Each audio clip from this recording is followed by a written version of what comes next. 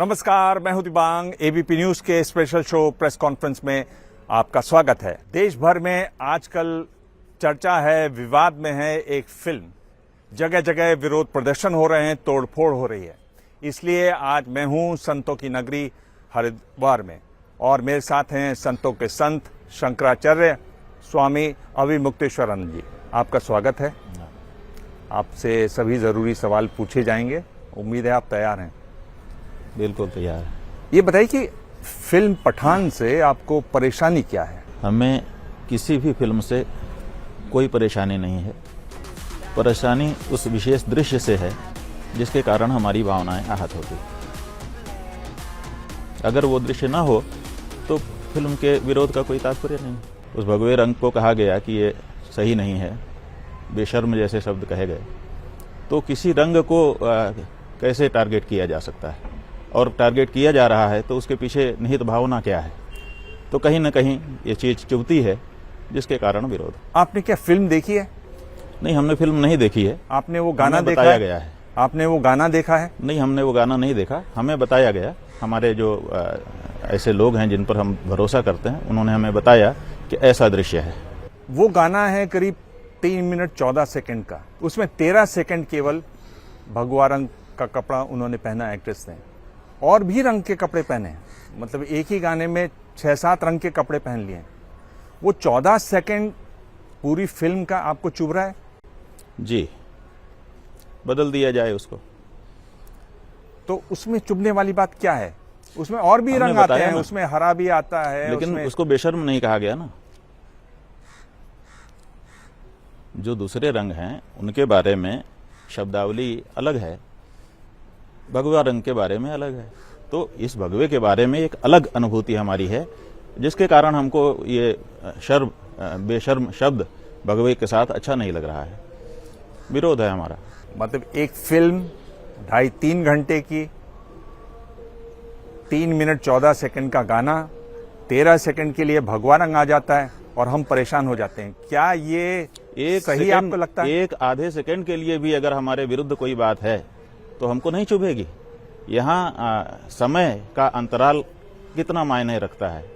बात तो चुभने वाली वस्तु की है, वो लंबे अंतराल की है या छोटे अंतराल की है। अंतराल से इसको मत नापिए, इसको केवल भावना से नापिए। तो आप क्या कह रहे हैं कि अगर वो 13 सेकंड का सीन हट जाए तो आपको कोई परेशानी नहीं? भाई, क्या परेशानी है?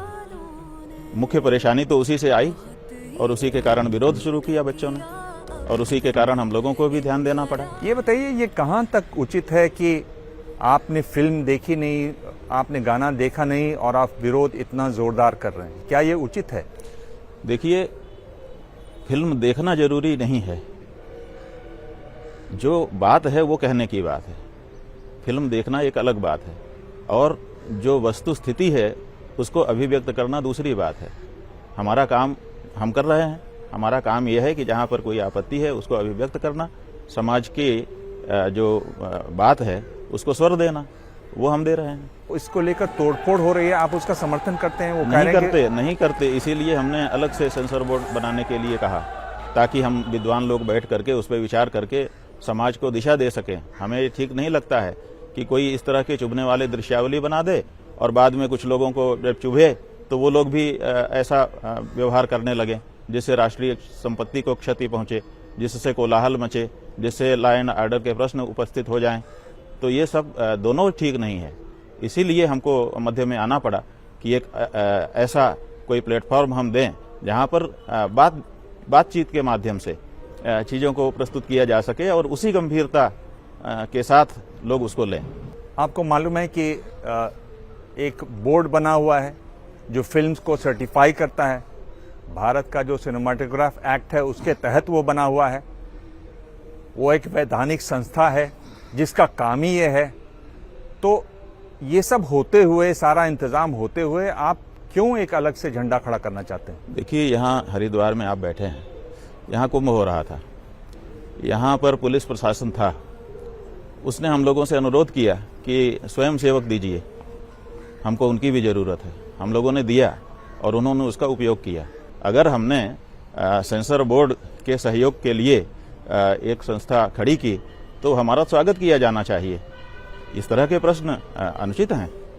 जितने एनजीओ चल रहे हैं देश में वो सरकार का सहयोग करते हैं और इसीलिए उनका रजिस्ट्रेशन होता है, इसीलिए उनको अनुदान दिया जाता है, उनको छूटें दी जाती हैं बहुत सारी।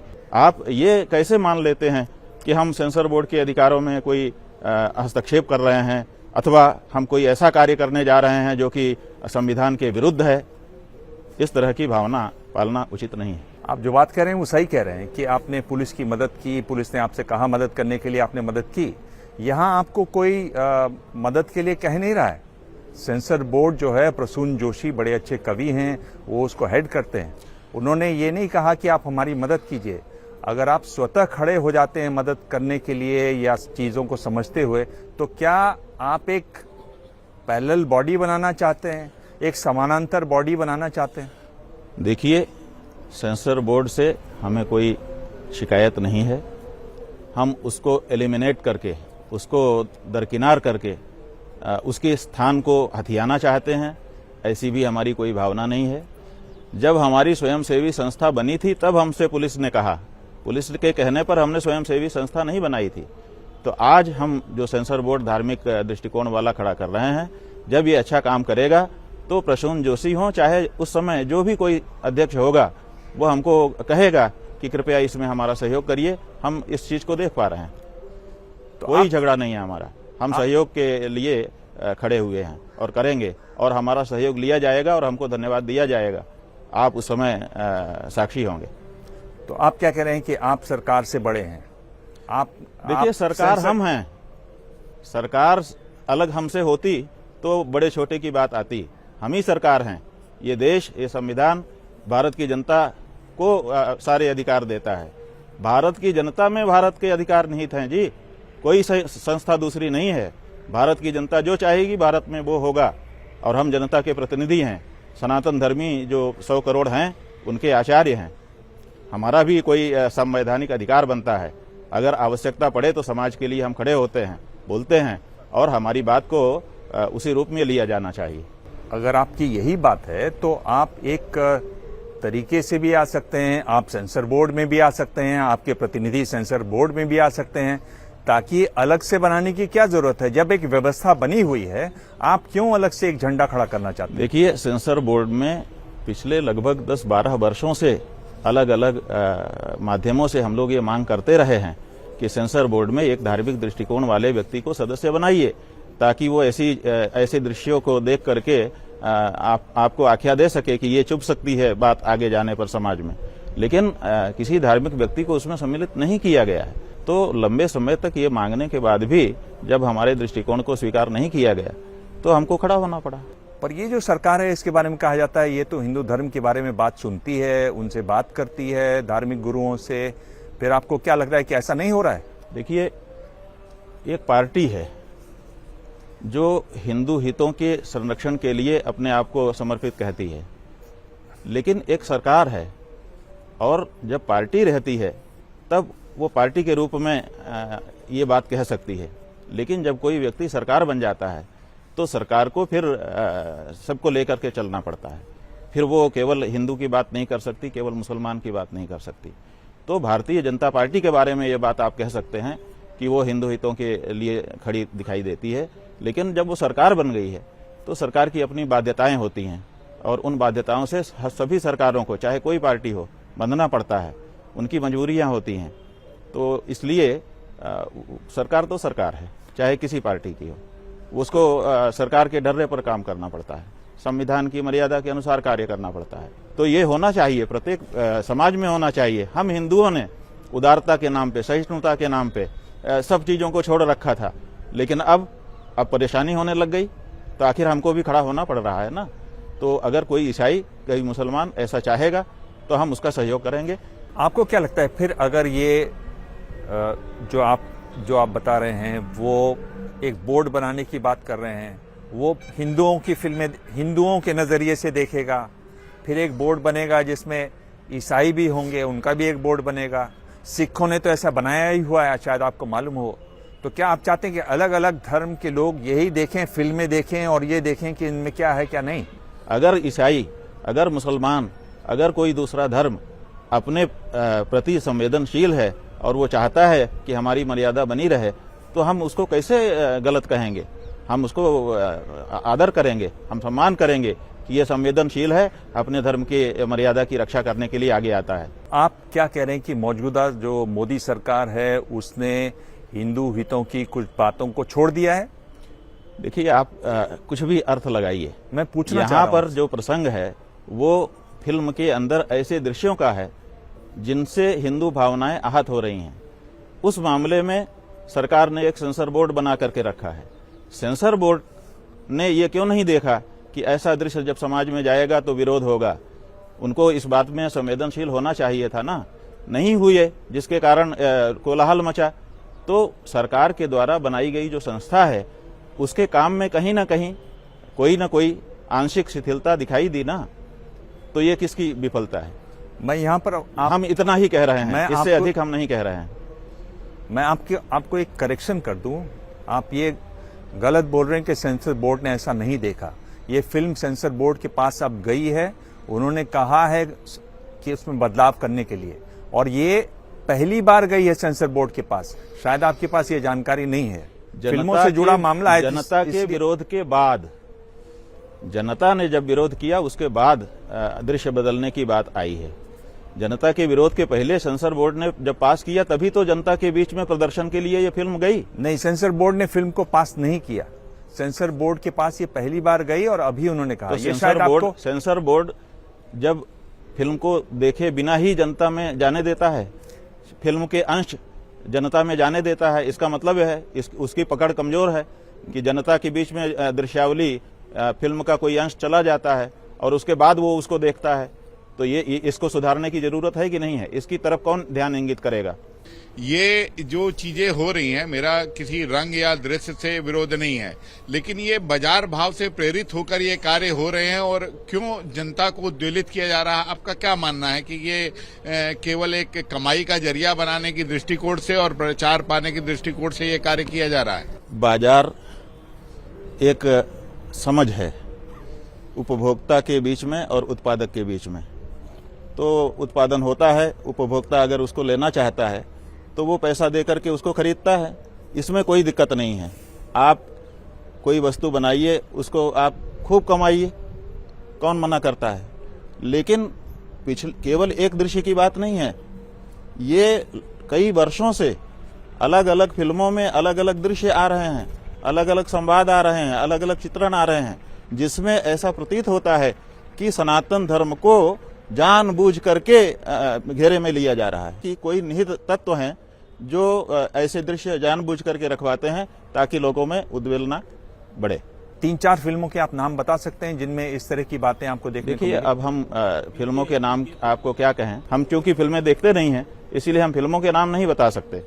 अभी इन्होंने, हमारे ब्रह्मचारी जी ने फिल्म जो आपको एक नाम बताया, पीके, क्या ये उसमें जो दृश्य बनाया गया था शिवजी का और जिस तरह से उनके साथ उनको दिखाया गया, क्या वो सही था? फिल्म से आपका आशय क्या है?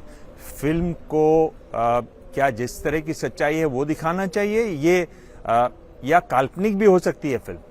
देखिए, अगर कोई वस्तु पहले से स्थापित नहीं है, कोई वस्तु पहले से स्थापित नहीं है तो आप कल्पना के लिए उसमें पूरी गुंजाइश है। लेकिन अगर पहले से कोई वस्तु स्थापित है तो आप उसमें छेड़छाड़ नहीं कर सकते। अगर देवांग का एक रूप रंग है तो देवांग को दिखाते समय आपको लगभग वैसा ही बनाना पड़ेगा, आप मनमाना नहीं कर सकते। तो ऐसी परिस्थिति में शिवजी की एक छवि पहले से हमारे शास्त्रों ने, पुराणों ने, हमारे धर्माचार्यों ने स्थापित की हुई है। उस छवि को आप बदलने का प्रयास कैसे कर सकते हैं? कल्पना का समावेश वहां नहीं हो सकता। जहां खाली जगह है आप वहां खूब कल्पना करिए। इस टाइप की जो फिल्में आती है कुछ लोग उस पर राजनीति भी करते हैं, ऐसा क्यों? और शहर की और देश की आप देखिए, राजनीति जो करते हैं, क्या हम किसी राजनीति का समर्थन कर रहे हैं? हम राजनीति का समर्थन नहीं कर रहे हैं। हम चुभने वाले दृश्यों के बारे में संवेदनशीलता जो लोगों की है उसको अभिव्यक्ति दे रहे हैं। मैं अगर आपसे पूछूं, आपको एग्जैक्टली क्या चीज चुभ रही है कि दीपिका पादुकोण ने भगवा रंग की एक बिकनी पहनी है, ये चुभ रहा है आपको? एग्जैक्टली चुप क्या रहा है, मैं समझना चाह चुभ रहा हूं। रहा है बेशर्म और भगवा दोनों का संग। धर्म को, और ऐसे प्रतिष्ठित धर्म को जहां एक से एक धर्मगुरु मौजूद हैं, इस तरह की फिल्मों की क्या वाकई में परवाह करनी चाहिए? आप तो कहीं ज्यादा बड़े हैं ना एक छोटी सी फिल्म से। नहीं, बड़े हैं इसका मतलब कि हम प्रहार को सहते चले जाएं? क्या हमको क्षति नहीं पहुंचेगी? हमारे धर्म के बारे में अगर कोई चीज ऐसी आ रही है, खरोंच भी लग रही है, तो क्या हम प्रतिक्रिया व्यक्त न करें? क्या हम इतने बड़े हृदय वाले नहीं हो सकते? हम बड़े हृदय वाले नहीं हो सकते। नहीं, हम बड़े हृदय वाले हैं। हमने जब जब जरूरत पड़ी है हमने बता दिया है। देखिए, हमारे बड़े हृदय का बहुत सारा प्रमाण पहले से उपस्थित है। मेरे सवाल लेकिन सुन हमारे लीजिए। बड़े हृदय होने का मतलब ये नहीं है कि हमको खरोंच मारते जाओ और हम चुप रहें। हमारी भी सहनशीलता की एक सीमा है, और उस सीमा के अतिक्रमण होने के बाद हमें भी प्रतिक्रिया करने का अधिकार है, और हम कर रहे हैं और हम करेंगे। आपने उसको देखा नहीं है, और एक कलाकार की कला का आप इस तरह से आपकी भावना कैसे आहत हो गई बिना देखे, ये मेरी समझ में नहीं आ रहा है। इस पर आप क्या? अब हम क्या कहें आपको? हम अपनी मर्यादा को बना करके रख रहे हैं कि हम शंकराचार्य हैं, हम ऐसे दृश्य न देखें जो अनुचित हैं। आप उसकी प्रशंसा नहीं कर रहे हैं, बल्कि ये कह रहे हैं कि जब तक आप देखेंगे नहीं हम आपको कोई अधिकार ही नहीं देते हैं। स्वामी जी, क्या आप कह रहे हैं कि ये एक ऐसी सरकार है जो हिंदू हितों की बात करती है, और आपको लगता है कि वो इस तरह के काम करने दे रही है? कलाकारों को ही सही, फिल्मों को ही सही, और बातों के बारे में सुनती नहीं है? इसका जो बनाया हुआ बोर्ड है वो बेकार है? हमने ये सब नहीं कहा, इतना अर्थ मत ले लीजिए। हमने ये कहा कि बड़ी सावधानी से काम करने पर भी कुछ चीजें रह जाती हैं। देखिए, हम लोग जब प्रूफ रीडिंग करते हैं तो एक प्रूफ रीडर देखता है, दूसरा देखता है, फिर कुछ गलती निकल जाती है। जब हम अपने कमरे को साफ करते हैं तो झाड़ू लगाने के बाद दोबारा झाड़ू लगाएं तो फिर कुछ कचरा निकल जाता है। आप लोग अपने दृश्यों को ठीक करते हैं, फिर कुछ कमी रह जाती है। तो ऐसे ही कुछ कमी रह गई सेंसर बोर्ड में, उसको हम सुधारने के लिए सहयोग कर रहे हैं। बस इतने अंश में ही हमारी बात को लिया जाए, और ये सहयोग हम देते रहेंगे। आपको क्या लगता है कि अगर ये जो फिल्म के प्रोड्यूसर हैं, डायरेक्टर हैं, वो सीन हटा देते हैं 13 सेकंड का, तो आपको कोई मुश्किल नहीं है, इससे कोई परेशानी नहीं? मुश्किल, हम तो पहले कह रहे हैं कि इतना ही चुभ रहा है, इसको हटाओ। तो शाहरुख खान के लिए साफ संदेश है, वो 13 सेकंड हटा दीजिए, कोई समस्या नहीं होगी। साफ यही है? जी, बिल्कुल सही है। यही आप है? हाँ, अगर ये कैमरा सामने है, शाहरुख देखते हैं हमारा शो, आप उनको क्या कहना चाहिए? देखिए, अब जो भी निर्माता हैं, शाहरुख हो तो शाहरुख जी और दूसरे लोग, आप लोगों के लिए हमारा ये संदेश है कि ऐसे दृश्य मत अपनी फिल्म में रखिए जो हमको चुभते हों। बाकी आप मनोरंजन करिए लोगों का, हम आपका सहयोग करने को तैयार हैं। जगत गुरु परमहंस आचार्य, इन्होंने कहा कि वो शाहरुख खान को जिंदा जला देंगे, सिनेमा हॉल जहां ये फिल्म चल रही हो उसको जला देना चाहिए। क्या ऐसे मतलब जगत गुरु हैं, आचार्य हैं, ऐसे लोगों को क्या इस तरह के वक्तव्य देने चाहिए? ये निंदनीय है। ऐसी शब्दावली को सनातन धर्म में कोई स्थान नहीं है। फिल्म में जो हमने देखा पिछले दिनों, एक ये ट्रेंड सा चल पड़ा है कि बॉलीवुड की फिल्मों के बाइकॉट के बारे में बात होती है। सुनील शेट्टी को आप जानते होंगे, उन्होंने कल ही कहा यूपी के मुख्यमंत्री जी को कि ये जो बॉयकॉट वाला फिल्म है, बॉयकॉट बॉलीवुड, उसको खत्म करना चाहिए। ये एक हैशटैग जो चल रहा है, हैशटैग बॉयकॉट बॉलीवुड, आपके कहने से ही ये रुक भी सकता है। लोगों को तक ये पहुंचाना बहुत जरूरी है कि हम अच्छा भी बहुत काम कर चुके हैं, हमने अच्छी अच्छी फिल्में भी की है। मैं बॉर्डर जैसी फिल्म में भी था। इस पर आपकी क्या राय है? क्या ये बॉयकॉट होना चाहिए? बाइकॉट बॉलीवुड जो चला रहे हैं लोग, वो क्यों चला रहे हैं? बॉलीवुड को ये समझना होगा कि बॉलीवुड कहाँ से बन गया। आज बॉलीवुड का एक अपना पूरे विश्व में नाम है, तो ये कैसे है? इसी दृश्य को देखने वाली जनता के पैसे से है। आज बॉलीवुड की स्थापना जो हुई है वो भारत के लोगों की वजह से हुई है, लेकिन उन्हीं लोगों को ऐसा कैंपेन चलाना पड़ रहा है, तो वही कारण है कि वो अब चुभने वाले दृश्य डालने लग गए। शाहरुख खान ने खुद कहा कि बहुत सारे ऐसे लोग हैं जो बड़े नकारात्मक हैं, उनकी वजह से ये सारा हो रहा है। ये नकारात्मक सोच है एक तरीके से कि दुनिया कुछ भी कर ले, मैं और आप लोग और जितने भी पॉजिटिव लोग हैं सब के सब जिंदा हैं। ठीक है, उनका अपना अनुभव है, वो अपने अनुभव के अनुसार बोल रहे होंगे, हम उसमें क्यों टिप्पणी करें। किसी के विचार में हमारी कोई टिप्पणी नहीं है।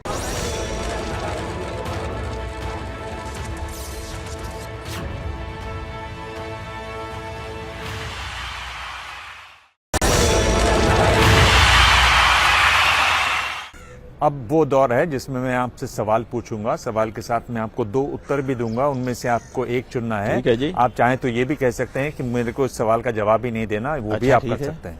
देखते पर हैं, चूंकि आप, मैं परिस्थिति देख रहा हूं ऐसी कि आप लगातार सवालों के जवाब दे रहे हैं, तो मुझे लगता है आप यहाँ भी जवाब देंगे।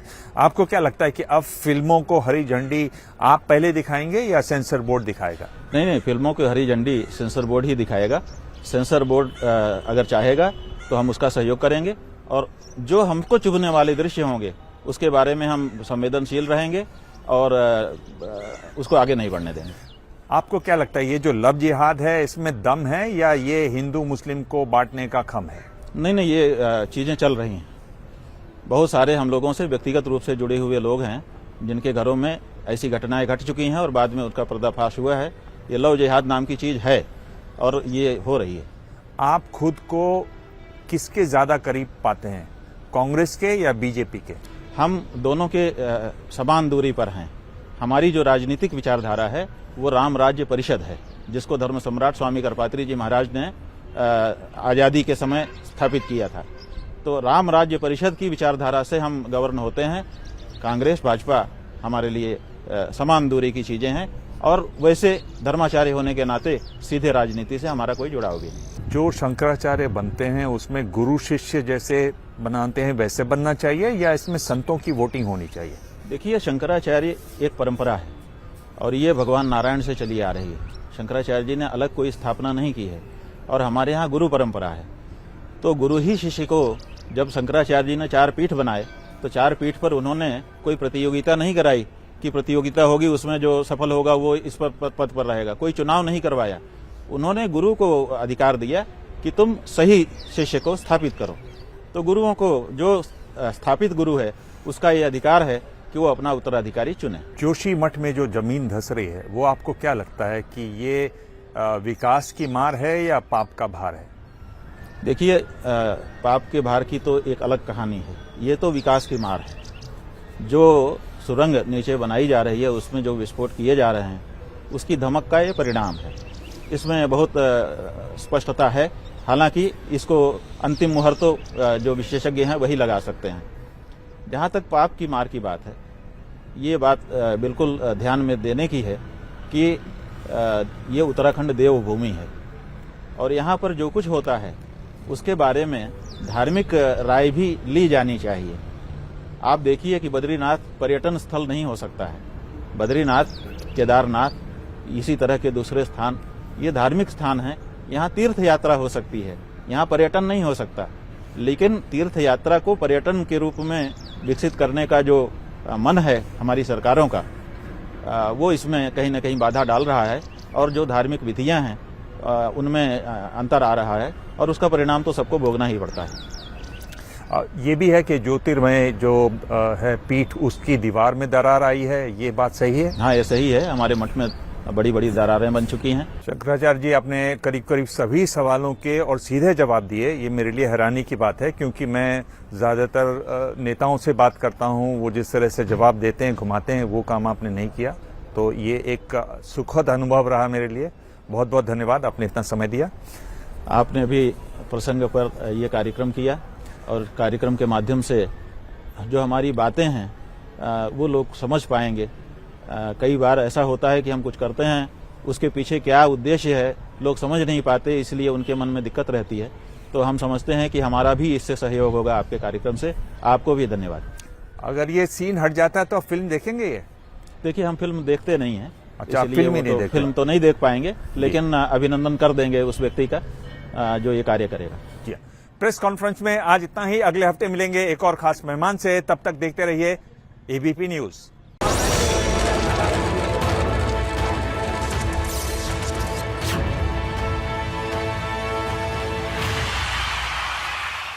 जैसे ही घड़ी का काटा दोपहर 2:30 पे आए, बबीता जी का दिल सास बहू साजिश के लिए मचल जाए। और ये है इनकी बहू, पूरे दिन ऑफिस की टेंशन हो जाए गॉन जब ये करें अपना फेवरेट शो फ्री टाइम पे ऑन। इनकी तरह आप भी देखें अपना फेवरेट शो अपने टाइम पर और डाउनलोड कीजिए एबीपी लाइव ऐप अपने स्मार्ट टीवी पर।